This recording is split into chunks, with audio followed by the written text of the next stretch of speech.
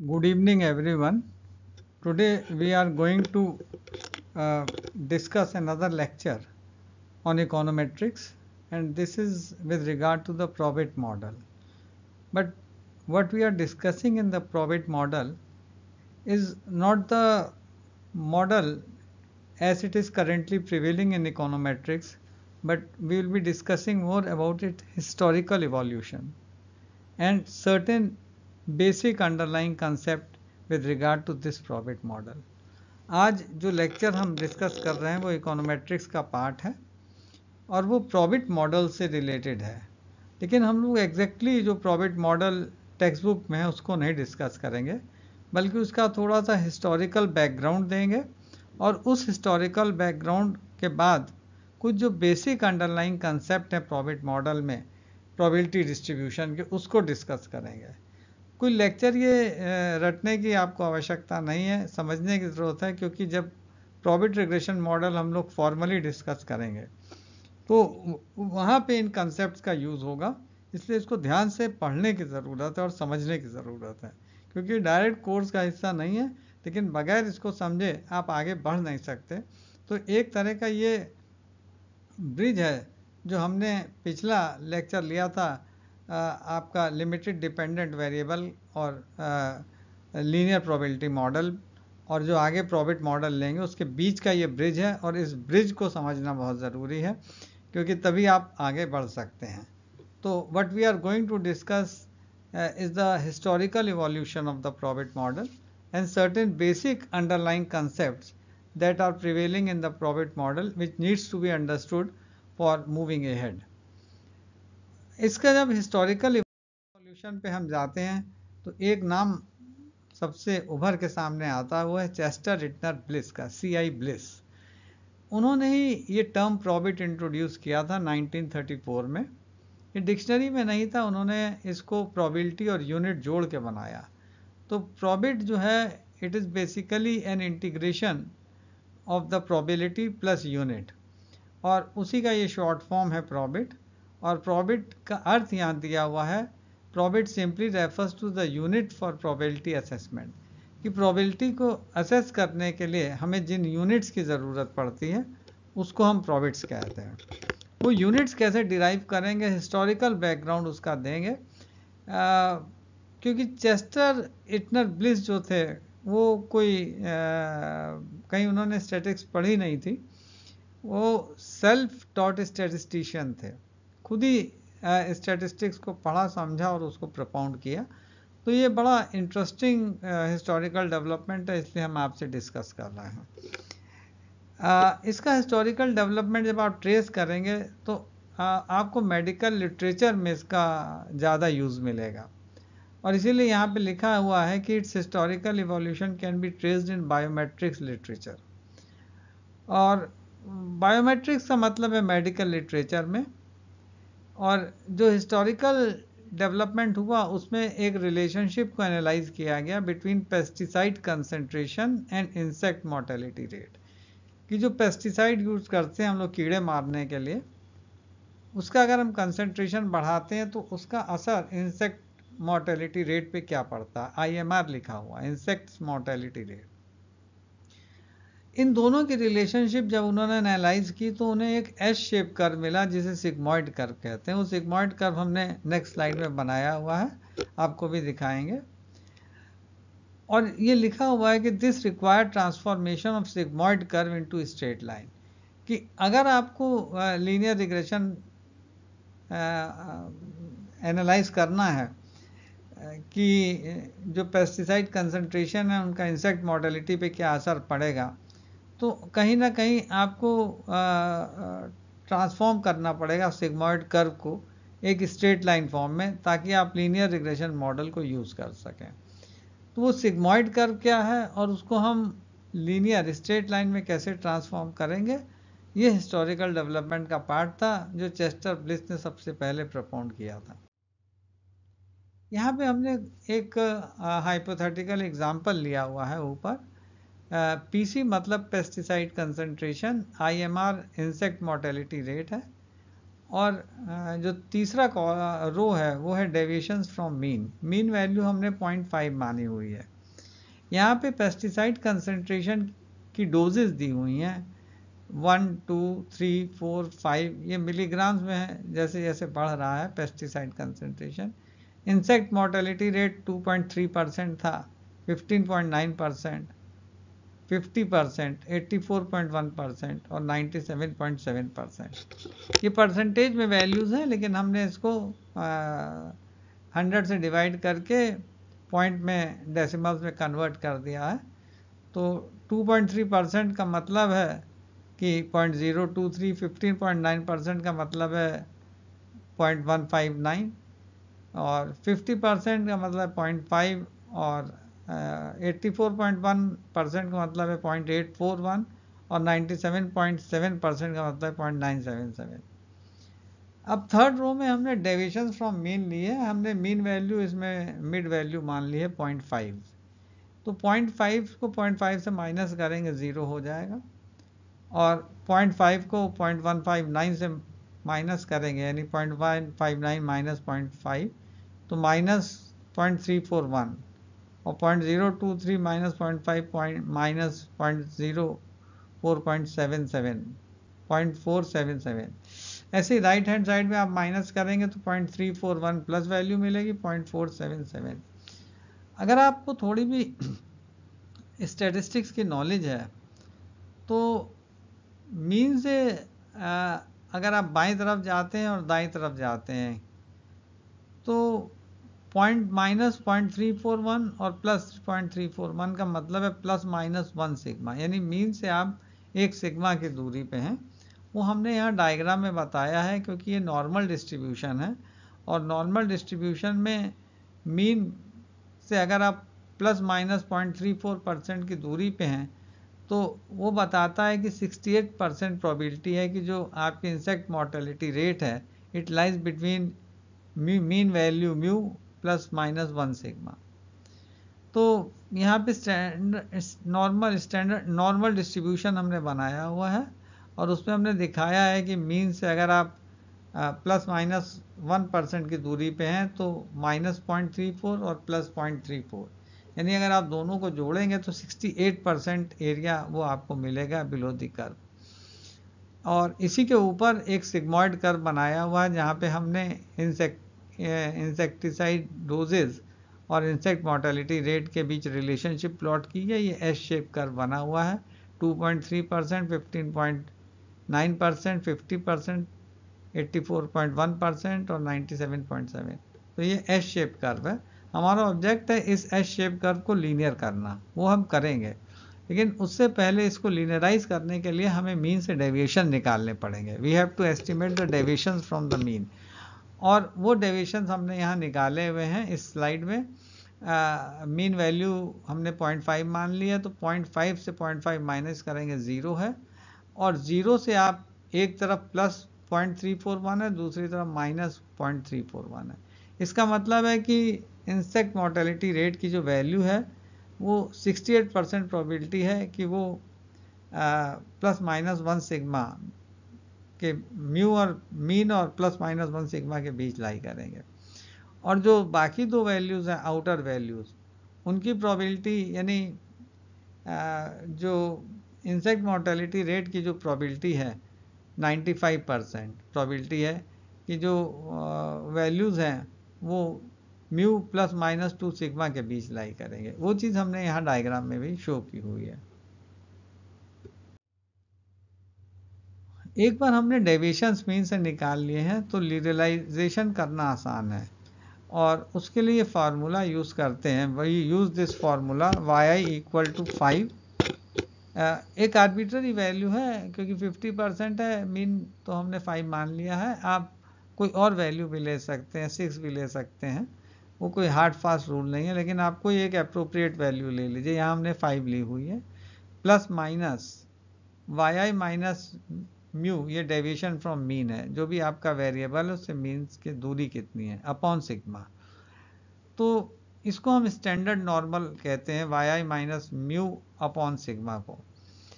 तो ऊपर yi numerator में मीन डेविएशंस हैं और मीन डेविएशन हम निकाल चुके हैं कि जो हमारी दो वैल्यूज़ इनर साइड में हैं वो प्लस माइनस 1 सिग्मा की दूरी पे हैं मीन से। तो प्लस माइनस 1 सिग्मा यहाँ लिखा, अपॉन सिग्मा लिखा हुआ है। सिग्मा सिग्मा कट जाएगा तो प्लस करेंगे 6 और माइनस करेंगे तो आपको 4 वैल्यू मिलेगी। ऐसे बाकी दो वैल्यूज जो हैं वो प्लस माइनस 2 सिग्मा की दूरी पे हैं।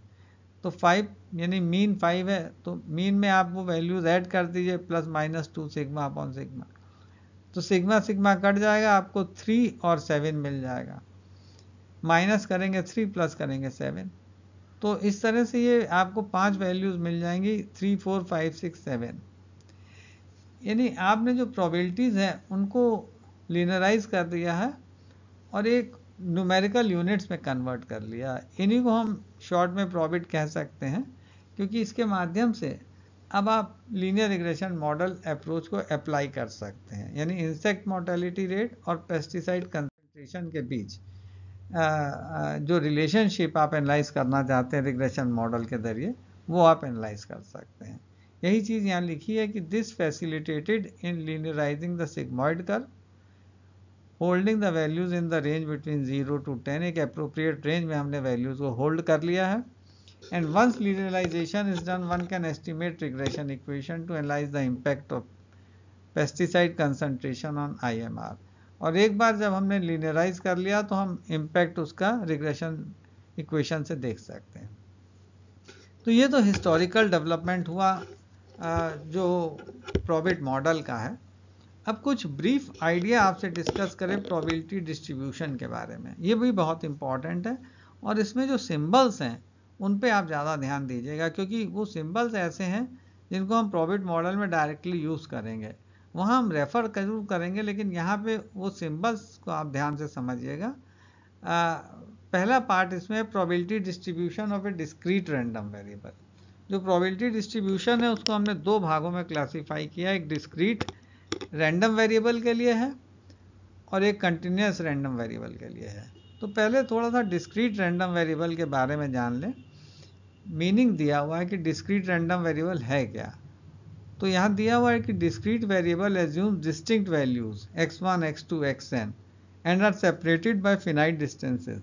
कि जो डिस्क्रीट वेरिएबल है वो एक फिक्स वैल्यूज लेता है x1 x2 और उनके बीच में एक गैप रहता है, कंटिन्यूटी नहीं रहती है। तो उसको हम डिस्क्रीट रैंडम वेरिएबल कहते हैं, जो गैप्स पर वैल्यूज़ को उठाए, कंटिन्यूटी में वो वैल्यूज़ नहीं है। और जो प्रोबेबिलिटीज एसोसिएटेड हैं each value x1 x2 xn के साथ, ये x1 x2 कोई मीन से डेविएशन नहीं है, ये सिंपली वैल्यूज़ के लिए सिंबल है, small x1 x2। Capital X हम वेरिएबल के लिए ले रहे हैं। Probability associated with each value, उसका सिंबल है fx1 fx2 fxn। ये डिफरेंट प्रोबेबिलिटीज़ हैं हर वैल्यू के अगेंस्ट में, और इसका स्मॉल f सिंबल है। ये थोड़ा सा आपको ध्यान में रखना पड़ेगा। तो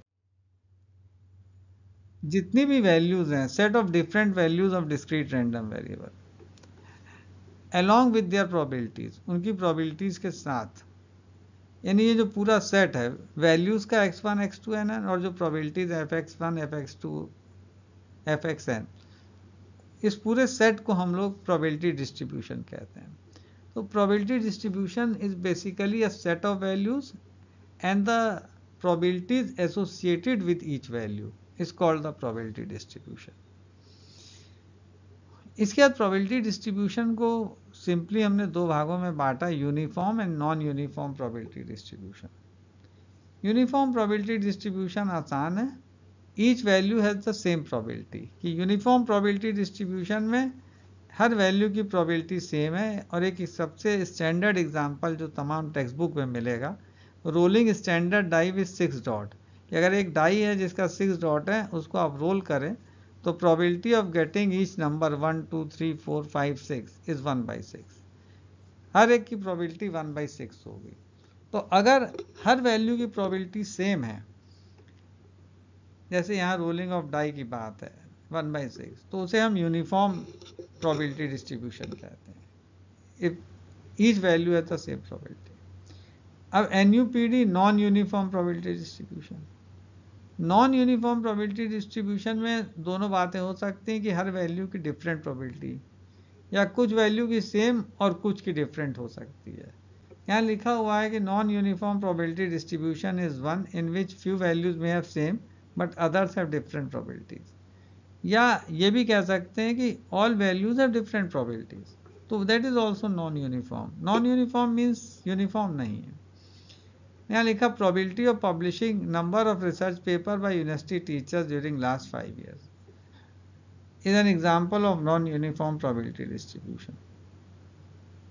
अब यहाँ पे हमने आगे बताया difference between probability and cumulative probability, कि प्रोबेबिलिटी और क्यूमुलेटिव प्रोबेबिलिटी में क्या फर्क है। प्रोबेबिलिटी का सिंबल fx1 fx2 बताया था, क्यूमुलेटिव प्रोबेबिलिटी का जो सिंबल है वो कैपिटल fx होता है। एक बात, दूसरी बात ये कि probability estimated for each value is x and is represented by fx, कि fx सिंबल होता है। Cumulative probability tells about particular variable taking value less than और equal to a particular value. जैसे पर्टिकुलर वैल्यू x1 है तो cumulative probability बताएगी probability of variable x taking value less than equal to x1 की जो भी वैल्यू आप असाइन करें। या probability cumulative probability tells about particular variable taking value less than equal to x2 और xn। तो क्यूमुलेटिव प्रोबेबिलिटी हमने बताया कैपिटल fx से डिनोट करते हैं, कैपिटल F, और x यहाँ वेरिएबल है, लेकिन अगर आप कोई वैल्यू ले रहे हैं तो fx1 आप लिख सकते हैं। And is determined as the sum of different probabilities in a specified range, कि अगर आप लेस देन x1 ले रहे हैं तो 0 से x1 के बीच कितनी प्रोबेबिलिटी है, तो उस तरह से आप ऐड करके निकाल सकते हैं, या x1 x2 के बीच आप निकालना चाहें तो उसको भी निकाल सकते हैं। अब यहाँ पे स्लाइड में हमने इनको एक्सप्लेन किया है एक एग्जांपल से। पहला एग्जांपल है ऊपर जो बना ये यूनिफॉर्म प्रोबेबिलिटी का है, वही डाई का एग्जांपल है कि प्रोबेबिलिटी fx दी हुई है, 1 डॉट आने का चांस 1/6 है, इसका 1/6 है, पॉइंट में भी लिखा 0.166। अब उसके बाद जो थर्ड कॉलम है उसमें हमने क्यूमुलेटिव प्रोबेबिलिटी निकाली है। It is the sum of all probabilities, जैसे क्यूमुलेटिव फ्रीक्वेंसी करते हैं कि probability that x take the value less than x1 तो वो 0.166 रहेगी। Probability that x take the value less than x2 तो 0.166 एंड 0.166, तो दो को जोड़ के 0.33 आ जाएगा जो यहाँ दिया है। Probability of x taking less than value less than और इक्वल टू दोनों साइन लगे हैं x3, तो आप जोड़ते जाइए आपको सारी प्रोबेबिलिटीज मिल जाएंगी, और मैक्सिमम वैल्यू प्रोबेबिलिटी की 1 है वो लास्ट में आई। अब इसको प्लॉट आप करते हैं, यूनिफॉर्म प्रोबेबिलिटी में सिंपल बार डायग्राम बने हैं, 1/6 हर एक की है प्रोबेबिलिटी, ऊपर वैल्यू दी हुई है 0.166 लिखा हुआ है। अब नॉन यूनिफॉर्म प्रोबेबिलिटी का यहाँ एग्जांपल दिया हुआ है, ये आर्बिट्ररी एग्जांपल है, प्रोबेबिलिटीज 0.01 जो पेपर्स की हमने बात कही थी कि number of research paper publish by university teachers in 5 years, तो 0 रिसर्च पेपर में 0.01 प्रोबेबिलिटी, 1.02, इस तरह से हर एक की प्रोबेबिलिटी दी हुई है, 10 पेपर छपने की 0.01। अब probability x taking value less than x1 0.01, x taking value less than x2 तो 0.01 प्लस 0.02 0.03, ऐड करते जाइए 0.08 0.08 और 7.15, सबको ऐड करेंगे तो मैक्सिमम वैल्यू आप 1 पे पहुंच जाएंगे। अब यहाँ पे देखिए दो चीज़ें हैं, अगर यूनिफॉर्म प्रोबेबिलिटी को आप बनाएंगे उसका क्यूमुलेटिव प्रोबेबिलिटी कर्व, यानी तो ये डिफरेंट डॉट्स मिलेंगे, इनको हमने लाइन से जोड़ा नहीं है, ये डॉटेड लाइन से, क्योंकि आप जोड़ नहीं सकते, वेरिएबल कंटिन्यूस नहीं है, इसलिए डॉटेड लाइंस बनाई हुई हैं, ये थोड़ा ध्यान रखिएगा। ये लाइन नहीं है, डॉटेड लाइंस हैं, यानी ये पॉइंट्स गैप पर हैं, इसलिए हम कंटिन्यूस लाइन नहीं बना सकते हैं। इसी तरह से यहाँ पे हमने जो वैल्यूज़ हैं नॉन यूनिफॉर्म प्रोबेबिलिटी डिस्ट्रीब्यूशन की, ये जो क्यूमुलेटिव प्रोबेबिलिटीज़ हैं, इनको हमने यहाँ ड्रॉ किया है कि क्यूमुलेटिव प्रोबेबिलिटी वाई एक्सिस पे है और number of publish papers x axis पे। तो ये देखिए आप जोड़ नहीं सकते, डॉटेड लाइंस बनी हुई हैं, कंटिन्यूस वेरिएबल नहीं है, लेकिन ये सिग्मॉइड एस शेप में आ रहा है। तो ये कुदरती देन है कि अगर नॉन यूनिफॉर्म डिस्ट्रीब्यूशन है तो उसका कर्व आपको सिग्मॉइड एस शेप का मिलेगा, और वरना अगर यूनिफॉर्म है तो एक स्ट्रेट लाइन मिलेगा, क्यूमुलेटिव प्रोबेबिलिटी कर्व है। लेकिन डिस्क्रीट वेरिएबल है तो ये लाइन हम बनाएंगे नहीं, लेकिन ये दिखा सकते हैं कि पॉइंट एक लाइन में लाई कर रहा है। केवल कंटिन्यूस वेरिएबल के केस में हम कर्व बनाते हैं, नहीं तो हम कंटिन्यूस कर्व नहीं बनाएंगे। अब यहाँ लिखा probability distribution of a continuous random variable.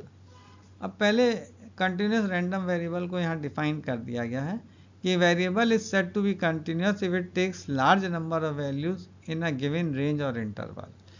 Continuous variable को हम एक रेंज में डिफाइन करते हैं, आर्बिट्ररी नहीं कि एक पॉइंट पे डिफाइन करते हैं, एक रेंज में या इंटरवल पे डिफाइन करते हैं। ये बात याद रखिएगा क्योंकि ये बात आगे जरूरत पड़ेगी।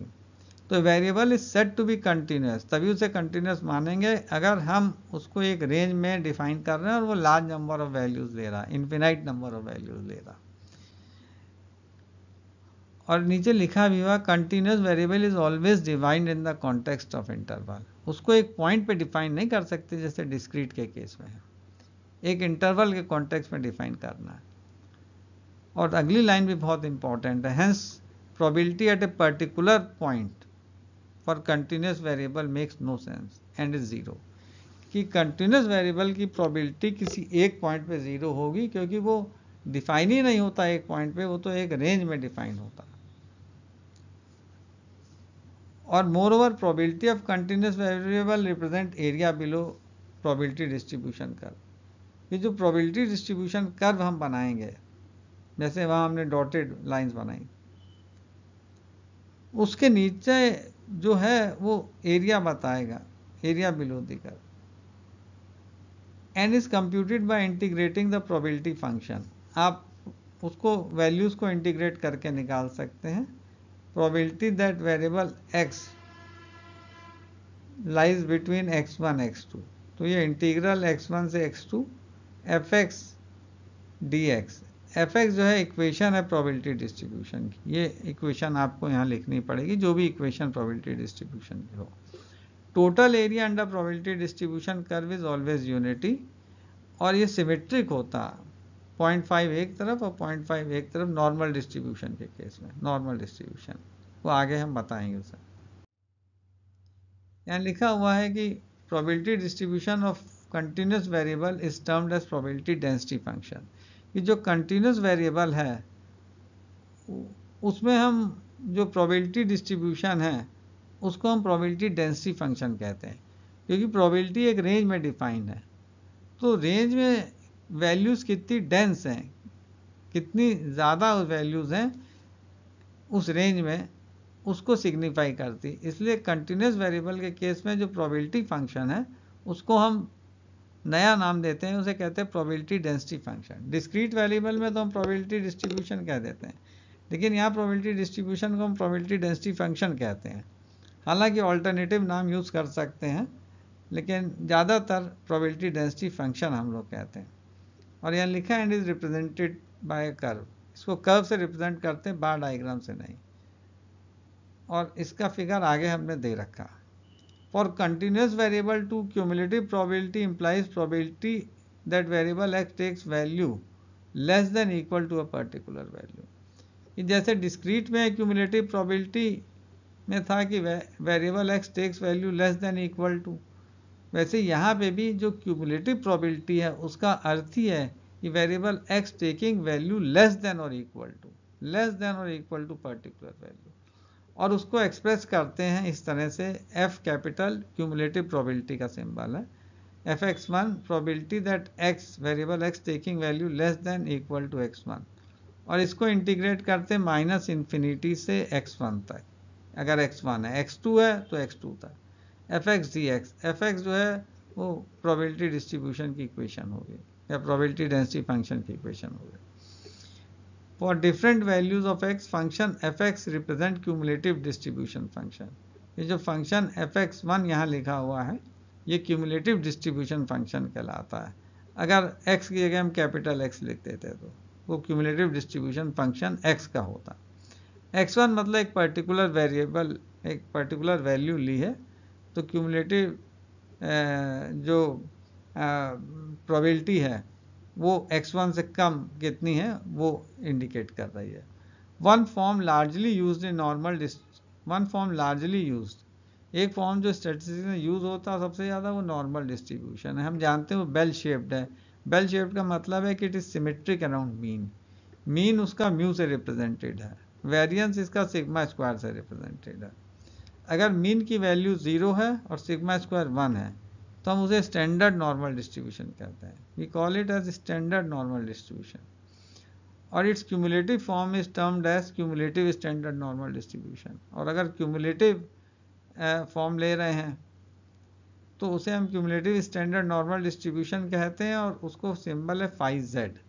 ये सिंबल इंपॉर्टेंट है, फाई लिख रहे हैं तो इसका मतलब है कि ये क्यूमुलेटिव स्टैंडर्ड नॉर्मल डिस्ट्रीब्यूशन को रिप्रेजेंट कर रहा है। जेड जो है क्योंकि मीन 0 है वेरिएंस 1 है तो x का वैल्यू x ही रहेगी क्योंकि x minus 0 is x upon z sigma 1 है। तो स्टैंडर्ड नॉर्मल डिस्ट्रीब्यूशन में ये चीज़ इम्पॉर्टेंट है कि ज़्यादातर हमें जो क्यूमुलेटिव स्टैंडर्ड नॉर्मल डिस्ट्रीब्यूशन है उसका सिंबल पाई है और अगर z लगा तो इसका मतलब वो स्टैंडर्ड नॉर्मल डिस्ट्रीब्यूशन है क्योंकि स्टैंडर्ड नॉर्मल को लिए हम z वैल्यूज़ इस्तेमाल करते हैं। यानी वहाँ मीन 0 है और वेरिएंस जो है यूनिटी के बराबर है। ये यहाँ पे फॉर्म बनाए हैं कि यूनिफॉर्म डिस्ट्रीब्यूशन को हम रेक्टेंगुलर डिस्ट्रीब्यूशन भी कहते हैं। ये स्ट्रेट लाइन देखिए बना हुआ है यहाँ 0.166 का स्ट्रेट लाइन। और जो हमने रिसर्च पेपर्स का बनाया था उसको जोड़ देंगे। ये देखिए थोड़ा बेल शेप्ड कर्व आपको मिलेगा, ये बेल शेप्ड है पैटर्न, ये नॉर्मल डिस्ट्रीब्यूशन पैटर्न है। और अगर इन वैल्यूज़ को हम ऐड करेंगे एक एक तो ये सिग्मॉइड कर्व है, एस शेप्ड कर्व है। ये क्यूमुलेटिव स्टैंडर्ड नॉर्मल डिस्ट्रीब्यूशन है, पाई जेड यहाँ लिखा हुआ है। Graphic depiction of cumulative uniform probability distribution है तो ये स्ट्रेट लाइन आ जाए, क्यूमुलेटिव यूनिफॉर्म डिस्ट्रीब्यूशन है तब। और अगर सिर्फ प्रोबेबिलिटीज डिस्ट्रीब्यूशन आप ले रहे हैं, क्यूमुलेटिव नहीं ले रहे तो ये एक रेक्टेंगुलर फॉर्म बना देगा। स्ट्रेट लाइन है और यहाँ हल्का सा हमने यहाँ लास्ट से जोड़ दिया है। तो ये शेप्स हैं कर्व्स के और ये थोड़ा एक इंट्रोडक्शन भी दिया क्योंकि इस इंट्रोडक्शन की ज़रूरत प्रोबेबिलिटी डिस्ट्रीब्यूशन के जो बेसिक आइडिया है इसकी ज़रूरत प्रोबेट मॉडल में पड़ेगी। तो वो प्रोबेट मॉडल को हम डिटेल में आगे एक नए लेक्चर में डिस्कस करेंगे। आज हमारा मेन मकसद था कि आपको थोड़ा हिस्टोरिकल इवोल्यूशन बता दें और प्रोबेबिलिटी डिस्ट्रीब्यूशन के जो बेसिक कंसेप्ट है वो बता दें। जब तक वो वीडियो आता तब तक एक बार इसको ज़रूर पढ़ लीजिए, समझ लीजिए। कोई रटने की ज़रूरत नहीं, बस समझने की ज़रूरत है क्योंकि डायरेक्ट कोर्स का पार्ट नहीं है। अगर इसको बगैर समझे आप आगे बढ़ नहीं सकते। तो एक एक सिंबल को समझिएगा और ध्यान से देखिएगा और कोई क्वेरी हो आप पूछ सकते हैं। बहुत बहुत शुक्रिया आपका। Thanks and good wishes. अपना फीडबैक, अपने लाइक ज़रूर दीजिएगा क्योंकि हमको ये पता चलता है कि वीडियो कितना आपकी समझ में आया। Thanks and good wishes.